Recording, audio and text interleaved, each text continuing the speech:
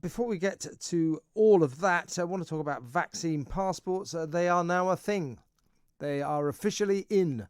They were voted in by the Scottish Parliament last night. So vaccine passports will be required. In other words, health papers, please. Documents to prove you've had a double jab before you're allowed into nightclubs or crowd gatherings of more than 10,000. So we're talking about football matches, stuff like that. But what a terrible blow for nightclub owners up in Scotland. By the way, I think these vaccine passports are coming the way of England very soon, probably Wales, Northern Ireland. This is going to be a UK thing. Nobody wants them, but the government's pressing ahead. What a blow it must be for club owners. So we're going to talk to Glasgow club owner Donald MacLeod right now. Good evening, Donald. Good evening, Kevin. How are you? I'm all right. You must be slightly annoyed, to say the least. I've been venting my spleen all week and basically spoiled my holiday last week when I was sitting in the sunshine in the Isle of Skye and the news came over. It's just, it was devastating, I suppose. Yeah, we've done so well in sort of keeping ourselves together, keeping ourselves tight. Going through this pandemic has been, like everybody else, we're the last to open, and we're the first to get this discriminatory and iniquitous piece of garbage thrown at us that could basically close many clubs. And I say discriminatory because nightclubs and live music venues will be affected by it, but the pub next door won't. And I think that's going to happen in England as well. They don't have a definition of nightclubs. I mean, the farcical scenes and the hygiene theatre, as Hollywood yesterday, last night, where you had SNP members Googling to see what a nightclub was after talking about them, ruling on them. And they didn't know what a nightclub was, or indeed what the law surrounding their operation was. It was farcical. So you've had a terrible time anyway, because of course you up in Scotland were locked down even more than we were, and we had a pretty hard time. But for a club owner, it's been a torrid year and a half or so, and now vaccine passports. How much longer can your business survive with these kind of almost daily onslaughts on your ability to conduct your business?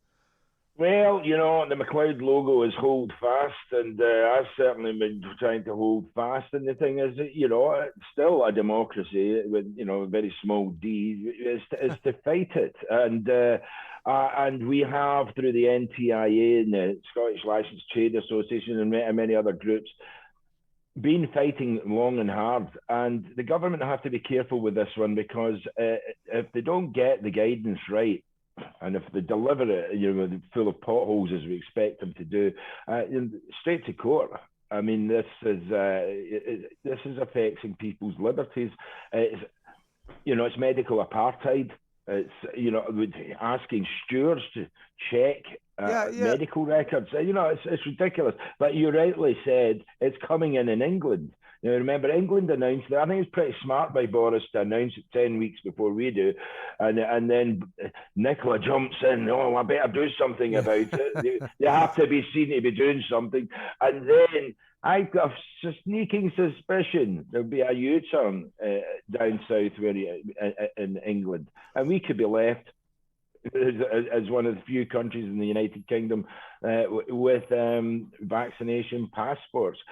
They have to sort it out. They have to know what a nightclub is. They have to realise the value that we give to society, not just as for dancing, but as employment. The value is, I think it's in Glasgow, it's 2.16 billion. That's an income revenue, and they are just not prepared. This government. It seems that they're just like they have to be seen to be doing something, so they just. Yeah. Shut you down. I mean, apart from the fact, you or your employees, the guys who work on the door, are kind of almost going to have to become government agents, aren't they? Show us your health, show us your health papers. So they think they're that already. But seriously, Donald, on a kind of social level. you, the club owner, you're going to have to become the administrator to a divided society. This is what's wrong with vaccine passports, is they create a two-tier society. Those who can prove they've had double jabs and the second-class citizens who don't. Yes. So, well, I mean, I've been saying, 100%. I've been saying that, and I've been writing about that in my column in the Herald. And yeah, people are beginning to wake up now, though. They saw how amateurish a lot of the backbenchers of the government were in Parliament yesterday. And it was good to see in Holyrood the actual opposition getting together and actually fighting this, as one.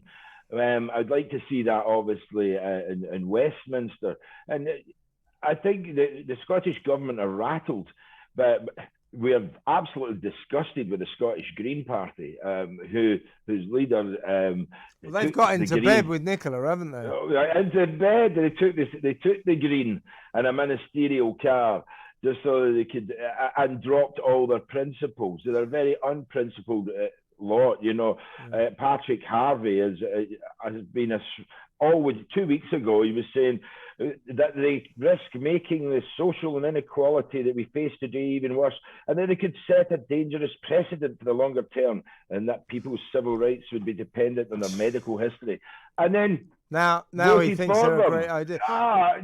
Pathetic. Donald? What do the people of, generally speaking, how are the people of Scotland reacting to this extraordinary restriction on their freedom? Because that's what vaccine passports are. They are an illiberal, divisive restriction on our basic freedoms. It should be a basic freedom to be able to go to a nightclub or a football match. What are the people of Scotland thinking about this?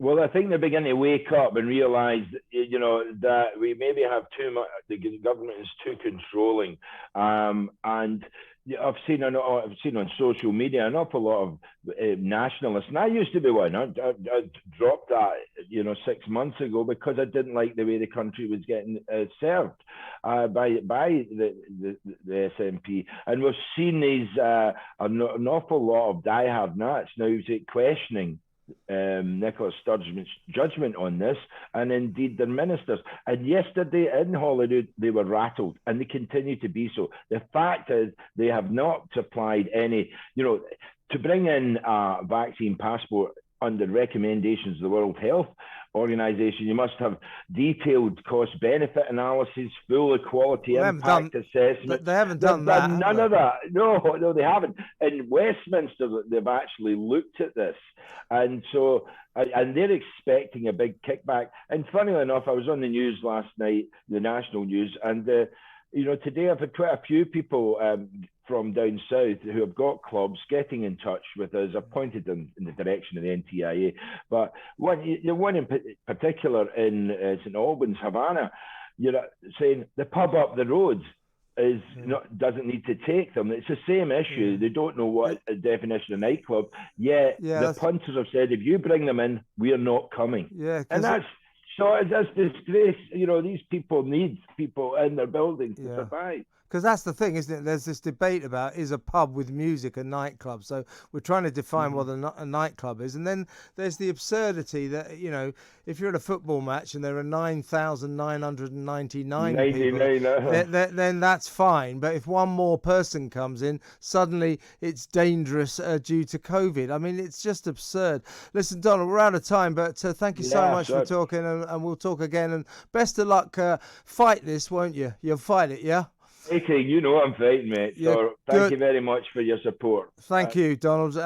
Fight for all you're worth. Donald MacLeod there, Glasgow club owner.